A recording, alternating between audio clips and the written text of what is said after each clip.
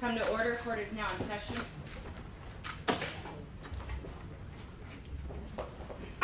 Morning. Morning, Your Honor.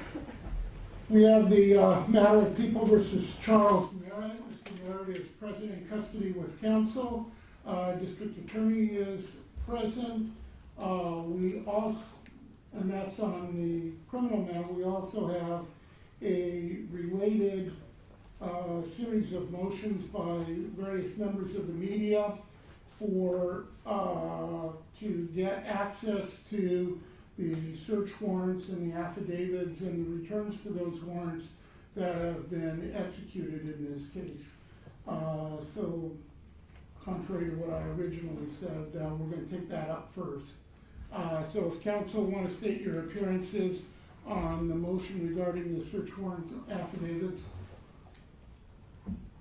Well, it's Robert Ponce on behalf of Mr. Merritt. He's present before the court. He's in custody. Okay. Good morning, Your Honor. Kelly Aviles for the media organization. Okay. Good morning, Your Honor. Mark Voss for the District Attorney's Appellate Services Unit. And good morning, Your Honor. Richard Guzak for the Sheriff's Department. Okay. And the district attorney, or the media outlets have filed a motion with points and authorities. The district attorney's office has filed a response to that. The media organizations have filed a response to the DA's response.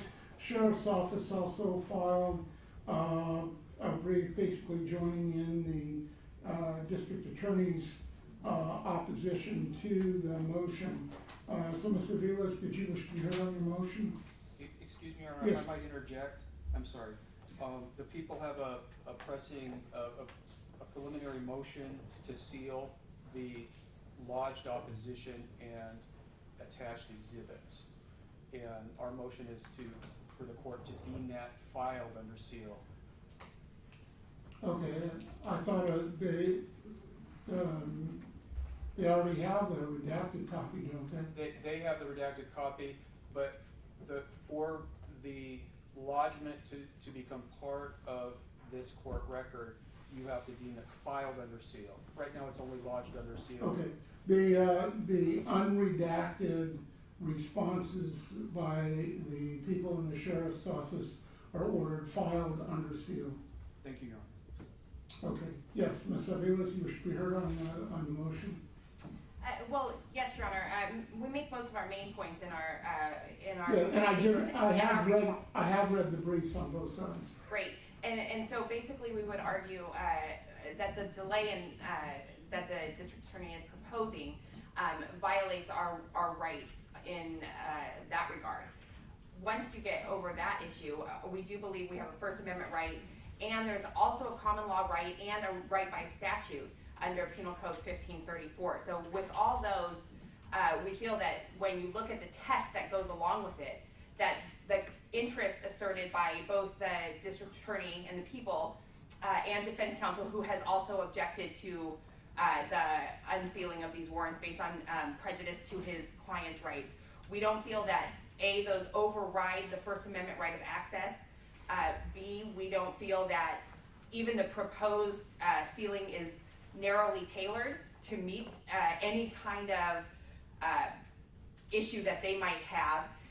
So we would ask that Your Honor review all of these, not just the one that's lodged, and and determine whether it actually is necessary to seal those for an overriding need, and if not, find a way to redact or modify them and release the remainder.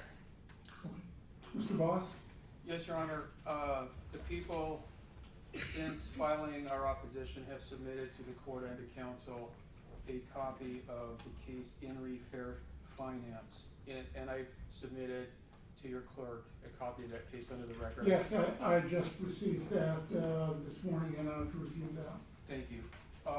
Just to reiterate our position and our opposition, that there is no First Amendment right of access by the public to sealed warrant materials.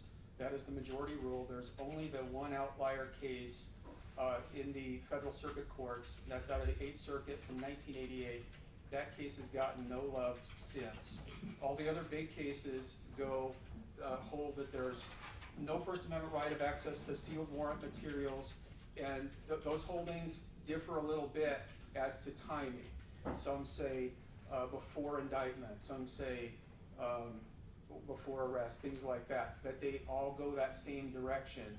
And in the case I just submitted, in the search of fair finance, that case held that after indictment, the search warrant affidavit and the docket remained sealed.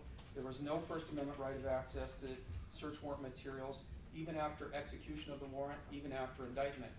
Now here, we're not using grand jury proceedings. Here we anticipate a preliminary hearing. Right, indictment would be equivalent to preliminary hearing. Yeah, and so I believe that that in search of fair finances and cases like that, cases that relies on like Times Near v. U.S. and Baltimore Sun v. Getz, those cases are applicable enough to be instructive, if not binding. The case, the one outlier was in Thomas Gunn. It has a long name and goes by various nicknames, but I call it the Gunn case. That's the only one that went their way. In the media's reply, they cited 4 new cases. I looked at those. They don't help.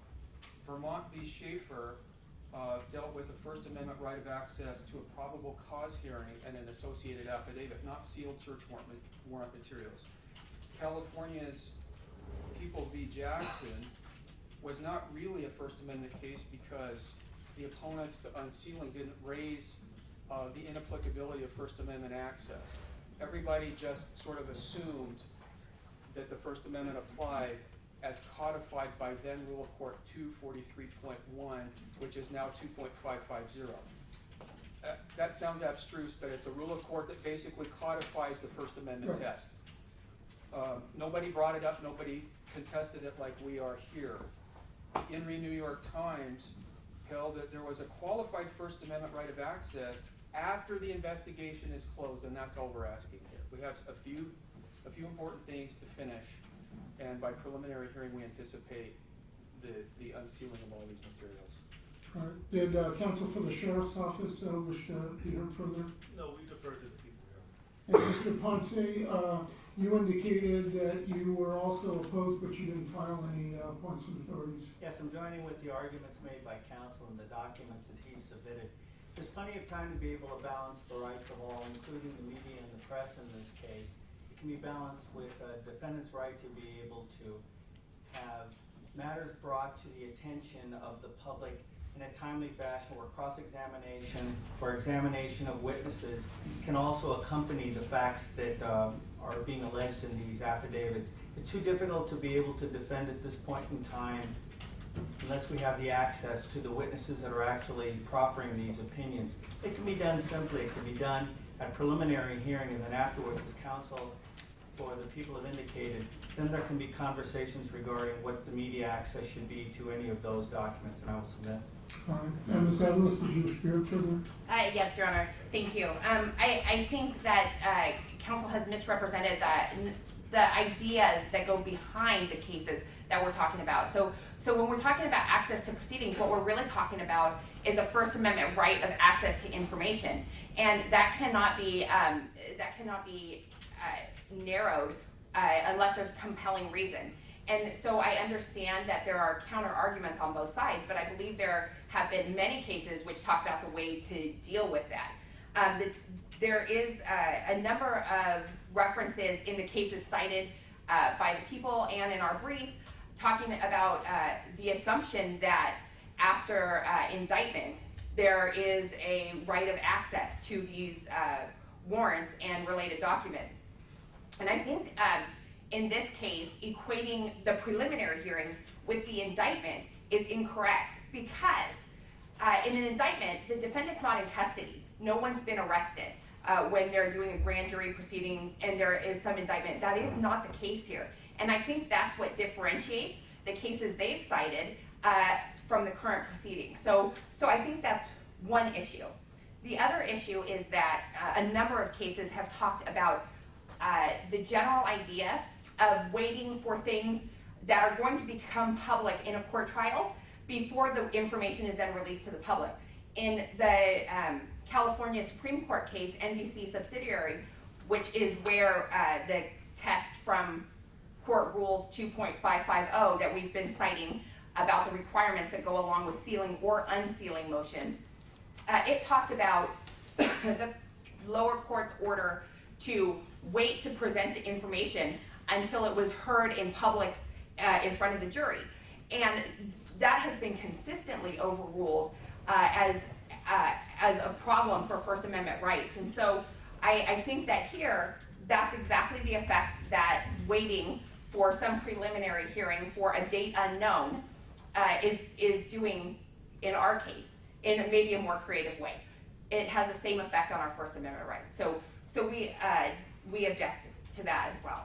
Okay, all right. Well, in looking at this, when you look at the cases, most of the cases deal with either access to court proceedings where sometimes for whatever reasons, court may decide to close a court proceeding. And the cases are pretty much uniform that that is not proper, that the public and the media have an absolute right, with very limited exceptions, to access to any court proceedings. Court proceedings are public, they're open, and the openness is what one of the factors that guarantees fairness. The second prong, or the second area of materials, has to do with records, official government records and court records. Search warrants are kind of a quasi-record. They're not necessarily public records like other public records.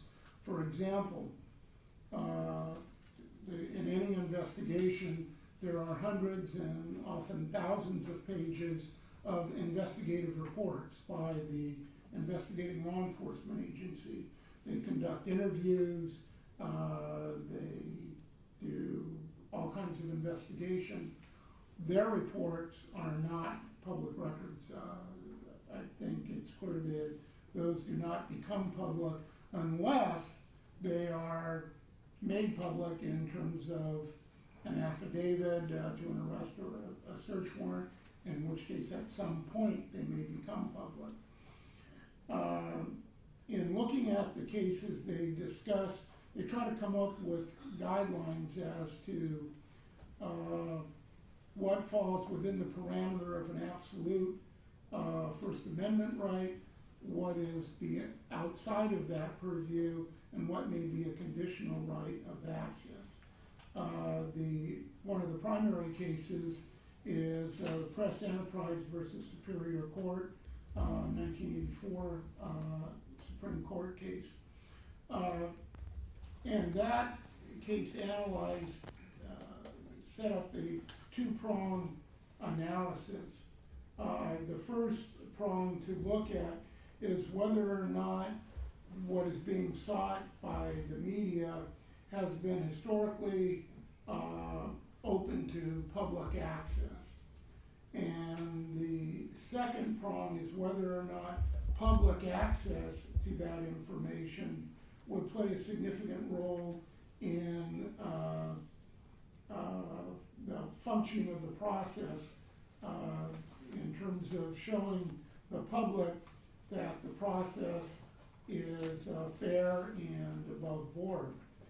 And most of the cases that address the issue of search warrants indicate that search warrants do not satisfy either of those prongs. Older cases, unseal versus Superior Court, 223, Cal App 3rd, 1284, and then the more recent case cited by the prosecution this morning, matter of matter of the search of Fair Finance, a 2012 federal case at 692 Federal 3rd 424. That case discuss the identical issue here as to media's access to sealed search warrants. In that case, the trial court granted the media request to access to the search warrants. The government appealed, and the appellate court reversed the trial court, finding that the trial court was in error for releasing the sealed documents.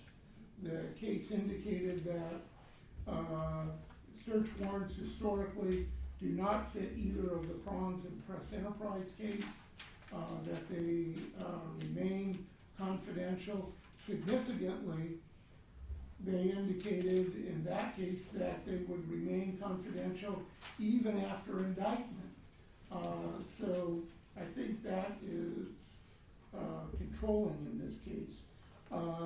Other cases that have been mentioned that are consistent with that are the Times Mirror case, United States, Times Mirror versus U.S., also a federal decision, 873, Federal 2nd, 1210, Baltimore Sun versus Getz, 886, Federal 2nd, 60.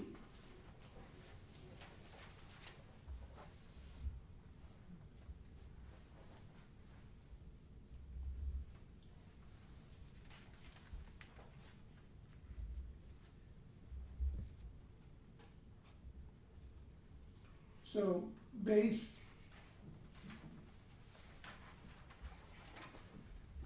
on that analysis, and I think that encompasses court rules 2.550 and 2.551, the cases dealing with application of those rules dealt with access to trial proceedings in a civil case, not to sealed search warrants in a criminal case. So I think all of those cases indicate there is no absolute First Amendment right to access to sealed search warrants. Now, certainly the public has an interest in the nature of the evidence that is gathered to support a prosecution.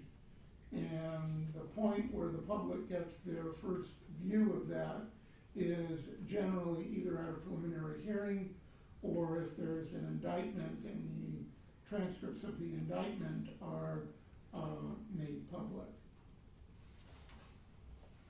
However,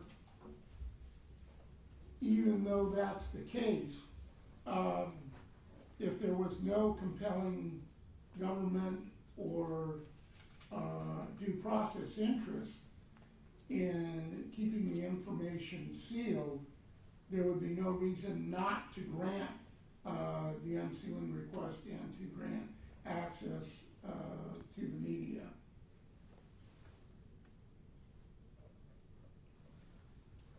And that's why there is generally a balancing of interests in making a determination if and when and what can be released. And the cases that have addressed that issue are KNSD channels 7 and 39 versus Superior Court at 63 Cal. 4th, 1200. Estate of Hearst at 67 Cal. 3rd, 777. And Kramer versus Superior Court. Kramer is Craemer versus Superior Court, 265 Cal. 2nd, 216. So in looking, and I realize the media is at a distinct disadvantage in being able to argue the balancing because you don't have access to the information in the sealed responses as to the government's interest. And I realize that puts you at a disadvantage where you really can't argue that balancing, and that's really up to the court to have to do that. The prosecution submitted declarations by Sergeant Chris Fisher from the San Bernardino Sheriff's Office, Homicide Division, Detective Eddie Bachman from the San Bernardino Sheriff's Office Homicide Division, and from Deputy District Attorney Sean Daugherty, who is the prosecutor on the case. Those declarations indicate, kind of summarize the information that has been gained through the existing search warrants. It also outlines additional investigation that is currently ongoing in the matter. And it also details how release of the information in the pre-existing search warrants would in all likelihood adversely affect or compromise the ongoing investigations. Additionally, the additional factor is that some of that information in those search warrants may not be relevant at all. Widespread pre-trial publicity of that fact, they may have a difficult time overcoming that. So the court finds in balancing those interests that releasing the information at this time would significantly impair and compromise a current ongoing investigation by law enforcement. Court further finds that releasing the information at this time would also seriously jeopardize the defendant's rights, due process rights to a fair trial by extensive publicity of untested information that may or may not be accurate, that may or may not be true, and that may have other innocent explanations. So, one of the cases that addressed that issue of balancing the interests, particularly with regard to these two interests, is Orange County versus Superior Court, 79 Cal App 4th, 759.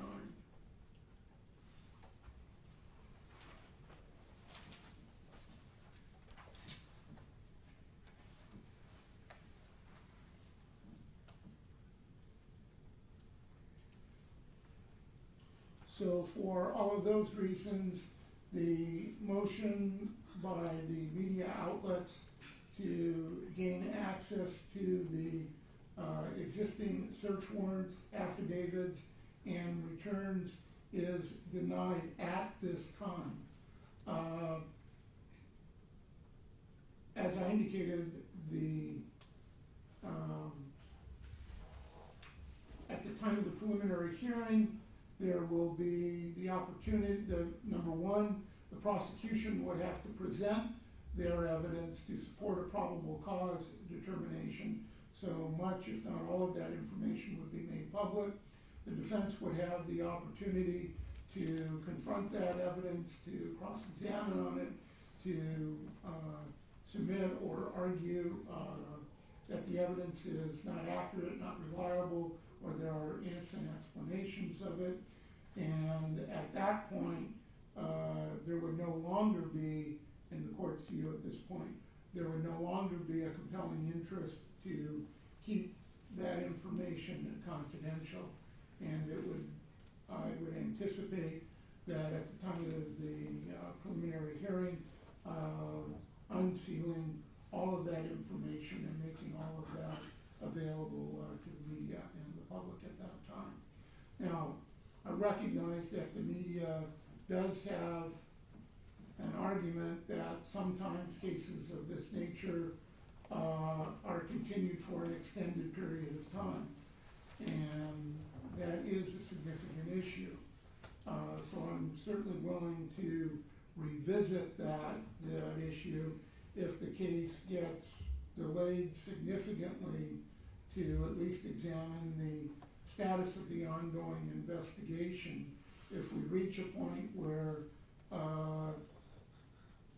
the investigations have been completed, there is no longer a threat that the release of the information would compromise an ongoing investigation prior to the preliminary hearing, I would considered the issue again, there would still be the issue of the defendant's due process rights, because that would still be released and gain widespread media attention without the defense having the opportunity to address those issues. So it would still need to be looked at very closely in those, in that light. But I would at least be willing to look at it if we don't get to a preliminary hearing within a reasonable amount of time. Which is what, in your opinion, Your Honor? Well, reasonable is kind of a sliding scale. It depends. If you don't mind, I'd like to make a couple points for the Sure. record. First, I want to discuss, sorry, I flagged so many things in my notes. You talked about Oziel versus Superior Court, but the issue there was regarding access to evidence that was seized in per a warrant that was issued, not access to the materials itself. Also, in NBC, which you cited, that issue was prior to the stage we are currently at, and the court in that case specifically held that warrant proceedings have historically been closed to the public, but most search warrant materials routinely become public after the search has been executed. So here we're far from the time that the search has been executed, and which I think is also reflected in Penal Code 1534, which has made warrants and their related documents, as we're seeking here, available 10 days after the search. So while we agree that even a First Amendment right has to be balanced against other interests, the other issue we have here is that the wholesale sealing of all of the warrants in this case, I don't think meets that test, even if there are compelling interests, which we do not necessarily concede, especially as to the defendant's rights. I think the defendant's right to a fair trial, they have a huge showing that they have to make in order to prevent Affidavits for release, or search warrants for release at this time is what we're saying. Thank you, Your Honor. Thank you, Your Thanks Honor. very much, John. Then we have, the real reason we're here is the actual case involving Mr. Merritt, where he is charged with the 4 counts of murder in this case. And this is on today for a disposition or resetting conference to set dates for a preliminary hearing. I'd like to do that. I've discussed the matter with counsel at this point in time. The reason for the request for continuance is that we've been receiving police reports as they come into counsel. I want to emphasize the fact that we're not suggesting in any way that he hasn't been anything else except dutiful. He's been a good advocate for his side, but he's been cooperative to the defense and supplying us with the information that he has as he gets it. We were just given 22 discs that have to be made into hard copy and then be able to share it with counsel, with investigators, and with Mr. Merritt. It's been a difficult process so far. We just did receive some new information. I think the total will probably be about 10,000 pages that we'll have to come to grips with in order to properly prepare a defense in this case. So with that in mind, it's my request that the matter be set for a pre-preliminary hearing for April 3rd, a preliminary hearing date set the following week, a time waiver 60 days beyond, and a date in 2 weeks so that we can be able to find out what it is that the district attorney may still have access to that they don't have, find out the things that we need to be able to perfect discovery at that point in time so that the matter can proceed to preliminary hearing in a timely fashion. Okay, so you want, April, did you say April 3rd for pre-preliminary hearing conference and then April 7th for preliminary hearing? That's fine. Okay, And I'd also like, as I indicated, a date for a couple of weeks so we can come back and see where we are with sure, respect to for a this. status conference regarding discovery, Yes, sure. So today's the 30th, so wanna do, sometime during the week of February 17th? Good, John, give us a date. That's fine with me. that's fine. Would the Friday the 20th be okay? Yes. It's fine.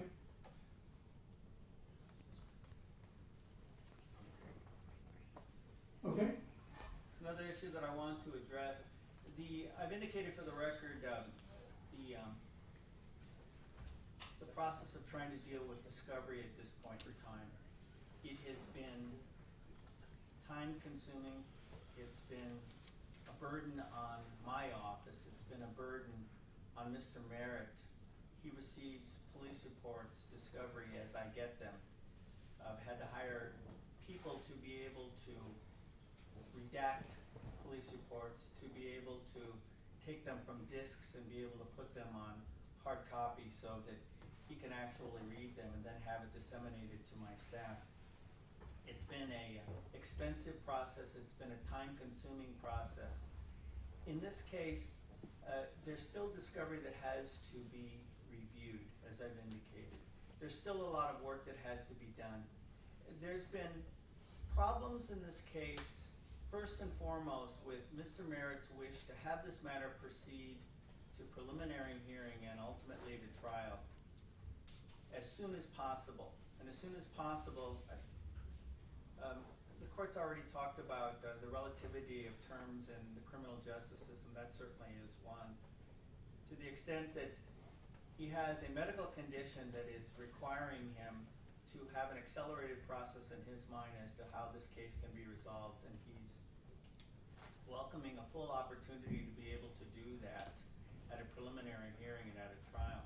I indicated to Mr. Merritt that it was my intention to do a preliminary hearing that might take 6 or 7 days in order to present affirmative evidence to try to convince this court that there is insufficient evidence, and also to do a balance with the media in this case that will be reporting so that there can be beyond just headlines indicating evidence that the district attorney believes is going to be presented at the time of trial, but to be able to counter that with not just argument, but with testimony to indicate the charges that were brought against Mr. Merritt will not be able to be proved at the time of a jury trial, if not at a preliminary hearing. To do that, it has basically placed my office in a situation that we have to devote almost all of our time to this particular case. It's a financial burden for Mr. Merritt to be able to have to assist us in being able to keep my practice open, to be able to do a good job to hire the people that we've had to hire to be able to do this, and to do everything we can to be able to help him in his pursuit of justice in this case. The difficulty is that as he continues to go through doctor's visits, he's told on a consistent basis that he may not have a long enough period of time that may be required if he has counsel outside of this office, outside of himself, to be able to get this matter to court in a time where he would remain to be healthy and be able to go home to his family after he's acquitted in this case. To that extent, we've had conversations about setting preliminary hearing dates, setting realistic times that we could present the evidence that I think that is important. And there's never been a disagreement regarding what our goals are in this and how to accomplish them, except for the fact that he rightfully wants to be able to present this matter tomorrow, or next week, or next month. And it's impossible to be able to do that at this point in time for him. It's frustrating for him. Who wouldn't be frustrated? The difficulty is that as an officer of the court, I have to make sure that when I prepare a matter for a preliminary hearing, a lesser preliminary hearing with lesser charges, doesn't make any difference. We have to be properly prepared to be able to address all the issues in a timely fashion and in a proper fashion. And that's not going to be done. Realistically, I think that if my office was involved, this preliminary hearing probably wouldn't be realistically heard with the permission of the court, probably within 6-8 months. And I've explained that to Mr. Merritt. He doesn't think he's got 6-8 months to be able to live, and he doesn't have the financial means to be able to continue to employ my office to be able to assist him. It's been my pleasure to assist him. It's been my pleasure to deal with his financial situation at this point in time. And I've set that aside in order to make sure that in a case with this high profile, he's getting the defense he deserves. He was getting a good defense in this case, and he's agreed to it, and he knows it. And I appreciate him confirming that today. But he has to be able to find some sort of way to get this matter to preliminary hearing into trial quicker than what I can promise him. So for that reason, for the financial reasons that it's going to be a burden on him and his family at this point in time, he's asking to proceed in this matter pro per to represent himself, to ensure that the matter is addressed in a way where he can have control over all of the discovery in the case, where he can spend 24 hours a day preparing his defense, where maybe no attorney would be able to do that. He's convinced that he has the intellectual capabilities to be able to do it, and so am I, by the way. And I'm convinced that at least at this point in time, he should be granted the status of pro per, so that he does have the ability to have some control over his case to the extent that he can realistically in his own mind decide, and with a surety, that his case is being done in a timely fashion so that it can get to court as soon as possible. We haven't had any disagreements about strategy, anything about the approach of the defense in this case. It's been a very good relationship, so it's not a matter of me bailing out, it's not a matter of him firing me. It's a matter of him wanting to have some sort of ability to have some control over his life, and that's not something that it's something that should be considered strongly by him. He has. So he told me this morning that he wants to be able to achieve the status of pro per. I set the court dates that we have so far after discussing with him what he should be doing in terms of perfecting discovery and being able to have a chance to be able to go over all the discovery. I have probably over 25 volumes that I'll be turning over to him. I'll be turning over things that haven't been redacted to the district attorney's office so that they can do so and be able to give that to Mr. Merritt in this case, so that he has a chance to be able to have access to them, and with a little bit of luck be ready for a preliminary hearing on the dates that we've given. And that's why I requested that we come back in a couple of weeks. Well, actually, he and counsel come back in a couple of weeks to be able to determine what he has and what his time frame is, and he can address whatever issues regarding additional time waivers at that point in time. So that's the record that I want to make in this, and I know the court has to go through the provisions of FREDA to be able to determine whether he can represent himself or not. I'm giving my opinion beforehand that he can, and I will submit. All right. So, Mr. Merritt, first of all, you understand you do have an absolute right to have an attorney through all the proceedings. Yes, sir. And if you cannot afford an attorney, if the finances are an issue, court will appoint an attorney to represent you, and perhaps even Mr. Ponce. And so there would be no financial burden or cost to you to have an attorney. You understand that? Yes. All right. So if the court were to appoint Mr. Ponce as counsel, and the court can work out an appropriate compensation fee for Mr. Ponce that he would be willing to accept, that way he would be able to continue to represent you and there'd be no financial burden to you. Is that something you would be interested in? If I may, we've spoken about this before, about me being appointed by the court. The time that's involved in this case, it wouldn't be appropriate for me to be able to take on those obligations. Okay. So if I wouldn't appoint Mr. Ponce, I could appoint another experienced criminal attorney. So again, you would have the representation of an attorney without any financial burden. You understand you have that right? Yes. And knowing that, is it still your desire not to have an attorney appointed to represent you, but to represent yourself? Yes. All right, so I need to ask you a couple of questions. When we look at all of the cases dealing with self-represented defendants, the one thing that is almost always clear is it is almost always generally considered to be an unwise decision. You know, if a lawyer gets arrested for something, the first thing that lawyer does, they hire another lawyer to represent them, even though they're a lawyer. It's just when you're personally involved in a case, you just generally don't make as good decisions. And if you're not a lawyer, you're at a distinct disadvantage, obviously, because you don't get cut any slack in terms of rules of evidence, the rules of procedure. The district attorney, of course, is a very experienced criminal lawyer, so you're at a distinct disadvantage, and it's generally considered an unwise move. You understand that? Yes. You also understand you're not entitled to any special privileges or treatments from the court. You're still required to follow all of the rules, and in fact, may be subject to more restraint than a lawyer would. For example, a lawyer during the course of a trial can stand up, can move around the courtroom. You would not have that opportunity. You would have to remain seated at your seat. There's all the other rules that apply. You would be bound by them even if you don't know them. You understand that? Yes. And that can be, again, a distinct disadvantage. And you understand the court can't help you. I mean, if there's something that you're not doing and I can see that, well, you ought to be doing this, I can't step in and help you. You're on your own. You understand that?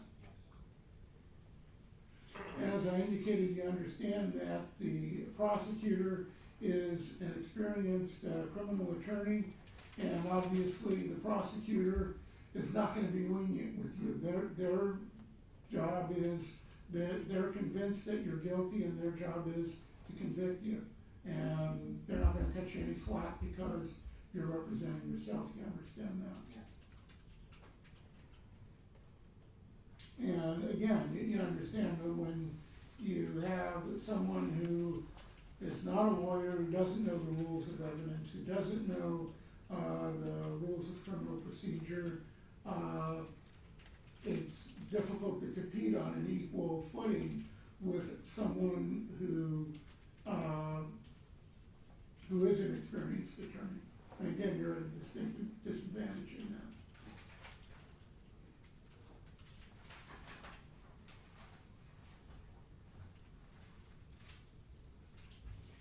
One important distinction in representing yourself is if you have an attorney representing you and your attorney does not do a good job in representing you, or they mess up in representing you, you can, on appeal, claim incompetence of your attorney as a grounds for appeal. And if an appellate court agrees with that assessment, conviction can be reversed on that ground. You understand that? If you represent yourself, you don't get to claim that you were incompetent.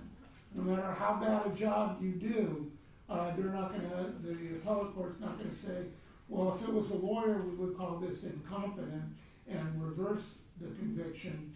So we're gonna do that because you were representing yourself. They're not gonna do that. You understand that? And you understand if you get into a trial and in the middle of the trial, you realize, hey, you know what, I really am over my head. All the things that the judge was telling me, how it's not a good idea, I now realize that. Now I want a lawyer. It may be too late for that at that point. You're going to be stuck with your decision. You understand that? Yes.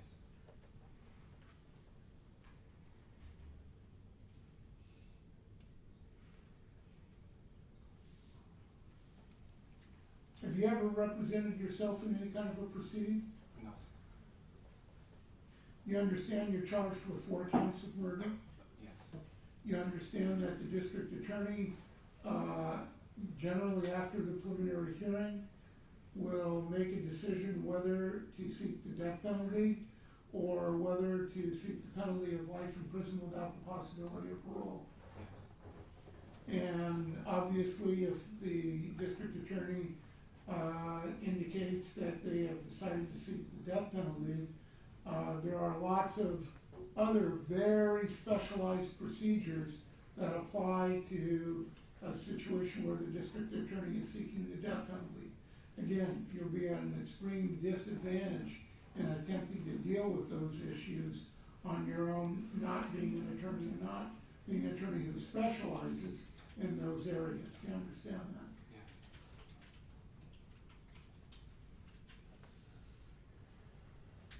Tell me a little bit about your education. 2 years of college, high school graduate. Okay. And what type of work have you done in the past? Manufacturing, I'm a designer. I design products, set up production techniques, advertising campaigns, and sell the products to manufacturers. Okay.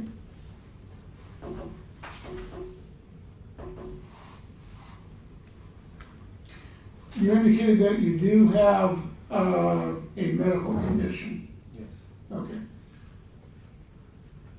Is that going to impair your ability to represent yourself? no, Okay, what I'm gonna do is, I'm gonna, I'm probably gonna delay the decision to grant you pro per status and ask that you get a, note or letter from your doctor indicating that you are medically capable of representing yourself. Okay? How do you want to go about that? Do you want to have somebody at the jail? Will he be able to have access to his own private doctor to be able to do that? Is That's he- what I suggest. Are you receiving medical treatment now? yes, and I've been in close contact with the doctor at the jail facility. Alright. He sees me all the time, Okay, and I actually discussed this particular thing, and he stated that he sees no reason. okay. So what I'll do is I will refer the matter to the jail medical staff, request the doctor treating Mr. Merritt to provide a report to the court to indicate whether or not Mr. Merritt is medically capable of representing himself, to have that report here prior to the February 20th hearing. How quickly can that get done? Because that's going to be delaying the process that Mr. Ponce. I was gonna grant you pro approval. I'll tell you what I'll do. Based on your representations, I'll probably grant you pro per status today, subject to review on that issue. That way you'll have your pro per status at the jail starting today. Appreciate that. Okay? Based on your education level and your work experience, I'm guessing you don't have any problems with reading or understanding reading materials. Absolutely not.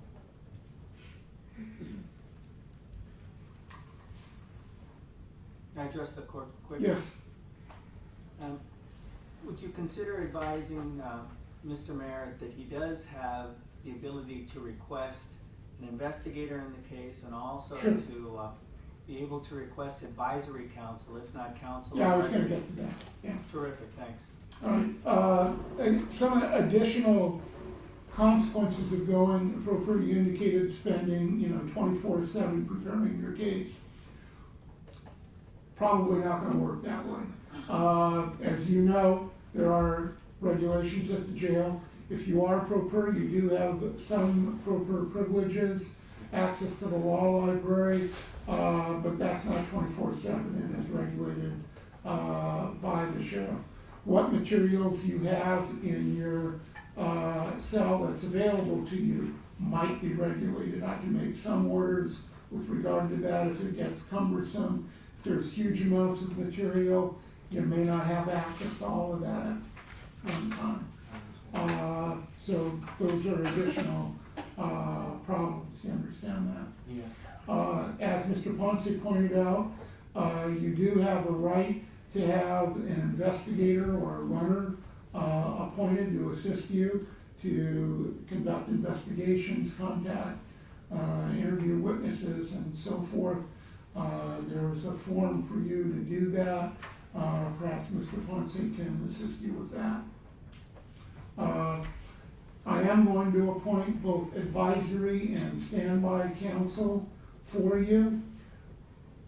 You're not required to utilize them. They're there as a resource for you to ask questions as basically as an advisor. If you wish to, you're not required to utilize them. The other thing that standby counsel does is if something were to occur during the course of the proceedings, if I felt you were using your pro per status to disrupt the proceedings, I could terminate your pro per status. If I felt that you were just absolutely incapable of representing yourself, I could terminate your pro per status. And so the purpose of advisory counsel is if at some point, for whatever reason, it's necessary to terminate your pro per status, the court has someone who is kind of up to speed and can be in a position to take over. Again, you're not required to consult with the person if you don't want to. They're there as an advisory tool if you wish to. I don't know who we're going to get yet. It's not, a lot of lawyers don't like to take that role.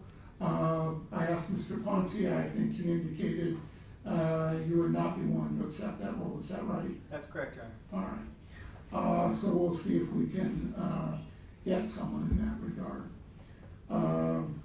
So at this point, the court finds that the defendant does understand that he has an absolute right to counsel, he has an absolute right to court-appointed counsel, that the defendant knowingly and intelligently and voluntarily waives his right to counsel, and that it is his desire to represent himself, and the court will therefore grant the defendant's request to represent himself, grant the defendant pro per privileges at the jail, matter beyond for review of that decision on the February 20th date, subject to the medical report. And nothing will change unless I get a report that says absolutely not, he medically cannot do this. Okay? There's a couple of issues Yes. with the law library itself. I discussed it with the law librarian briefly when she was in my cell block. And she stated that generally, most cases, they're allowed 4 hours a week in the law library.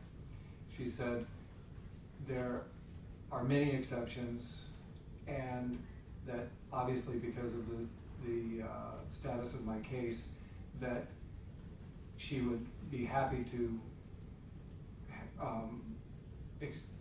give me more time specifically in the law library, but it had to be ordered by the judge. Right, and here's what you need to do in order to do that. So I'm already breaking one rule by giving you some advice. You have to file a motion requesting the additional time. Mm-hmm. You have to serve the district attorney and the sheriff's office with that motion. Because sometimes there are security concerns, sometimes there are concerns within the jail about doing that, so I need to look at all of that. Right. I can't just say, you tell me, oh, you need more time? Yeah, sure, no problem. Then I have the sheriff coming in later saying, Judge, you can't do that. So that's why we have to go through that process. just as we did with the media's request. Okay? Anything else? Not that I can think of. Okay. So we'll come back on February 20th for a status conference with regard to discovery. Are you gonna be here for that, Mr. Ponce? No, Your Honor, he'll be appearing at that point in time. I set that date so that he could conference with Mr. Daugherty on that day to see what they have or what they don't have. Okay. Between now and that date, the counsel and the investigator that the court is going to be appointing, is that going to be between this date and the 20th? Yes, I can appoint the investigator for you. Mr. Ponce, can you prepare that form for him for the appointment of the investigator? I'll see if I can come up with something, sure. Okay. So I'll appoint the investigator, and once we learn who is being appointed as advisory and standby counsel, I'll try to get you notified of that at the jail. Appreciate it. Okay? Do you have any anticipation as to how long that's going to take? I would hope by the end of next week. Thank you. Okay? Thanks, Your Honor. Anything else? Well, we're currently 60 days past today. Oh, yes. Thank you. Mr. Merritt, you do have a right to a speedy trial within 10 days of your first arraignment in Superior Court, and within, I'm sorry, it's preliminary hearing. You said trial, I don't mean to interject. sorry about that, wrong script. You have a right to a speedy preliminary hearing within 10 days of your first arraignment in court, and to have that preliminary hearing completed within 60 days of your first arraignment. Is it agreeable with you to continue to waive that right and agree that your matter can now be set for preliminary hearing on April the 7th? And further agree that if necessary, the people can have 30 days beyond April the 7th to start your preliminary hearing.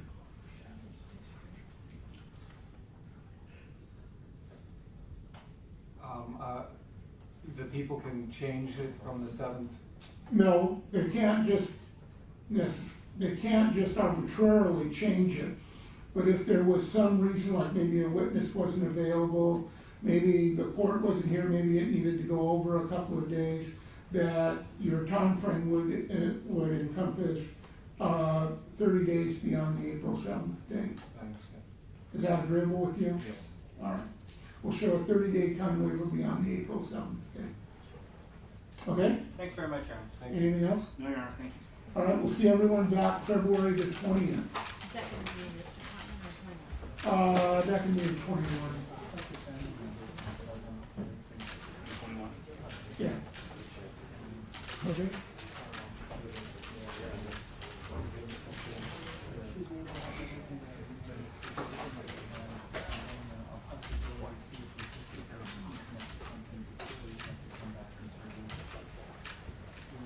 Sure, I told them to make sure I get pictures of the party.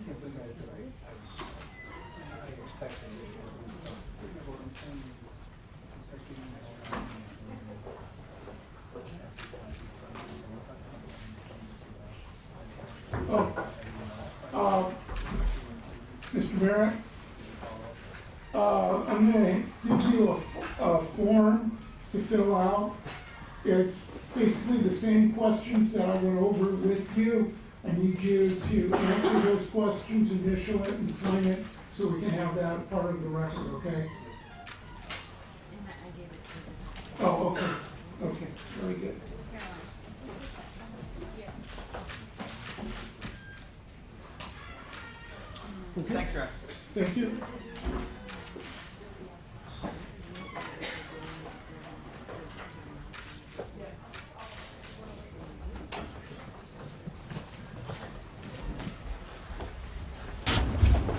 Stand one on each side of me.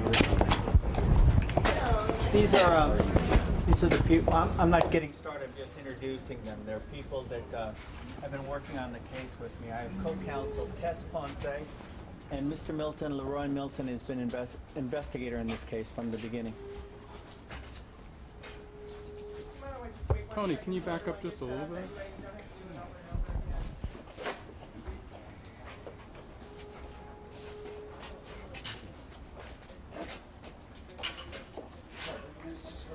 Get your good side there, sir?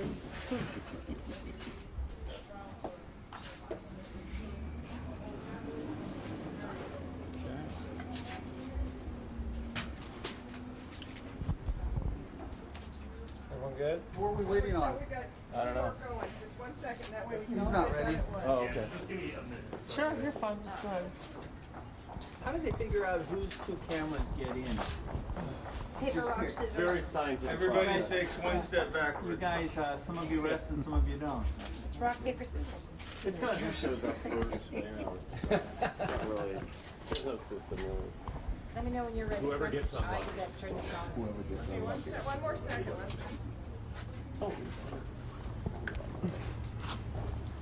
Please. Yeah. I want you guys to be able to see what it is that I have to look into when this happens. Mr. Ponce, we need you to speak. Can you project a little bit so we can hear you in the back? I was whispering right now, so you didn't hear. Oh, I know. I'm just. Can you give us your name and spelling again and who you represent, please? Or you used to represent?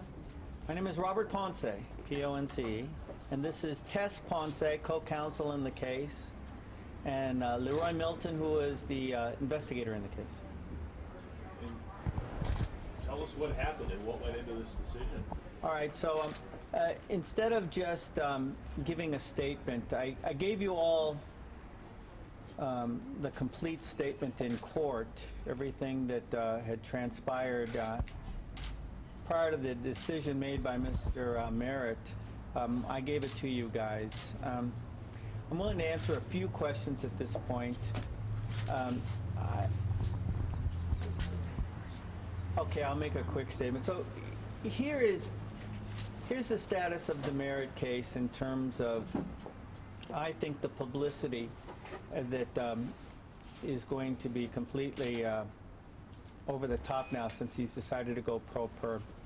And it's not a lecture, it's merely an observation. I've been doing this for about 30 years, and it's clear that the problems that people have when they are when they're accused of committing a crime is this. They're accused of offenses, they don't get an opportunity to be able to go the next day and be able to say, this isn't right, this isn't true.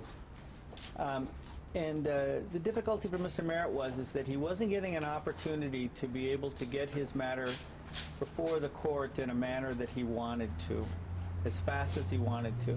And he's scared to death that he's going to die before he gets a chance of doing it. So the balance had to be from counsel's point of view, from Mr. Milton's point of view, is that we have an obligation to be able to do everything we can to be able to assist him. And the balance, of course, is that we want to do it as soon as possible. And so that was the problem with this case. Also, there were financial difficulties with the family, with the amount of work that was being done and so forth, to be able to shoulder the burden of those two aspects of the case. So that was his thinking about it. And I started by saying that the balance that the media has to play in this is to report what it is that they see. And I have not been out in front of the media giving interviews, you all know, or going on television regarding any of this.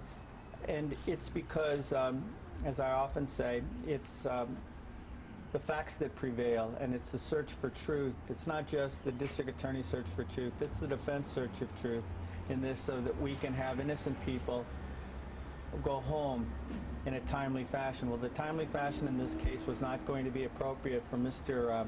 Merritt, because he wanted to get this done as soon as possible, and it was impossible to be able to do it in the time frame that he wanted to. So his hope is that if he represents himself, it can be a more expeditious type of hearing at this point. So that's about it. The only thing I encourage you is what you guys know already. You should report the facts of the case. You should report what the media has to say in a manner that is balanced. And How serious is his health? he has, it's described as congenital heart failure. Listen, if you guys wanna go, go. Go. I've said everything I was gonna say anyway. Are they talking? We heard it recording. Are you talking?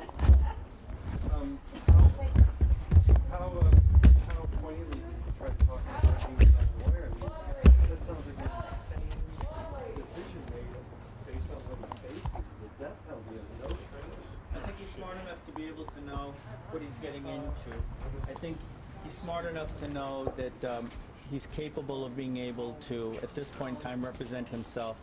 How is he capable? I'll say this. I didn't try to talk him out of it. Why not? Because it's none of my business to be able to talk him out of it. He's got the right as a citizen to be able to represent himself as guaranteed by the Constitution. Who am I to be able to talk him out of it? Because you're a defense attorney who understands how the system works. No. What he's And you were representing him. Okay, now you guys, you want an answer or not? Yeah. Here's the thing. He was advised as to the problems involved of representing himself. He's not dumb enough to think that there won't be problems. We discussed generally what the procedures were going to be if he represented himself on it. And I told the court what I believe to be true, that I think that intellectually he's capable of doing it. And the law allows somebody to represent themselves under those circumstances. As the judge indicated, if he felt that he wasn't competent to be able to do it, then he wouldn't have let him take the pro per status. So he asks him what his education is and so forth. Can he read? Can he write? And so forth. Well, he can. Does he have some sort of education? Well, he does. So it was sufficient for the judge. And as far as I was concerned when I was speaking to him, it was sufficient for me also. Can you just talk a little, you're saying he has congenital heart failure, what is the 6 to 8 month time frame? Is that doctor saying that's all he has to live? What I said that I thought that the preliminary hearing probably couldn't timely be brought to court within 6 or 8 months.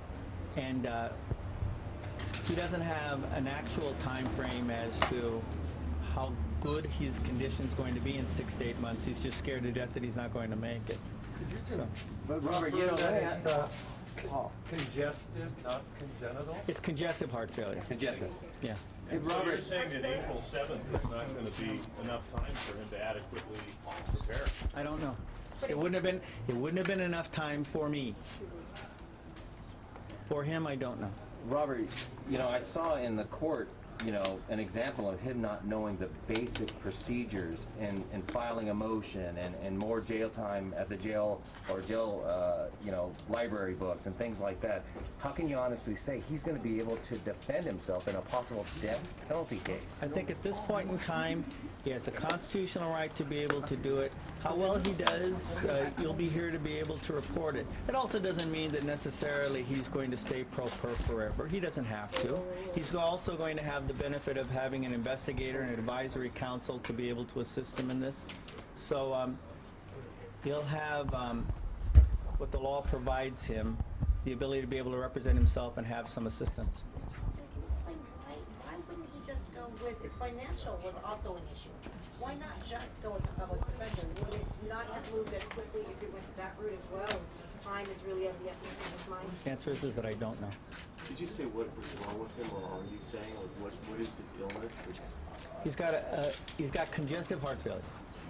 How much longer does he have to live? Nobody knows exactly how long that's going to be. Nobody's talking about it being in 2 weeks or 3 weeks. The problem is that if the trial was going to take 2 years or 3 years, he was afraid he wasn't going to make it. Do you truly think he's innocent? Well, I take on people, I represent them, and what I want to do is to emphasize the fact that he's got a presumption of innocence at this point in time. So why wouldn't I think that now? Does he really feel he's going to be able to prove his innocence? Well, sure, because I don't think he would take on the case if he thought he was going to get convicted. I think he thinks that he's going to be able to provide, at this point in time, adequate representation. So he has to get home to his family. I mean, can you talk a little bit about his situation outside jail? Who he wants to get home to? What he's trying to do? He's got children, he's got sisters, he's got brothers. could you clarify, could you sort of summarize for us how strongly he believes in his innocence? I don't know what that means. Would you please state, you've talked with him. Yeah. He's told you why he feels he's innocent. Could you give us a sense of how strongly he feels that? How he characterized it to you? Maybe what reasons he feels that? The best that I can tell you is, and without avoiding the question, which I'm not, he says he's not guilty. How strongly does he? How emphatic is he? Could you give us some sense of the way he's conveying that? With all due respect, he emphatically said that he's not guilty. Talk about the volume. You're saying that the terms of limits provided would be 6 to 8 months. I mean, it's in a 25 volume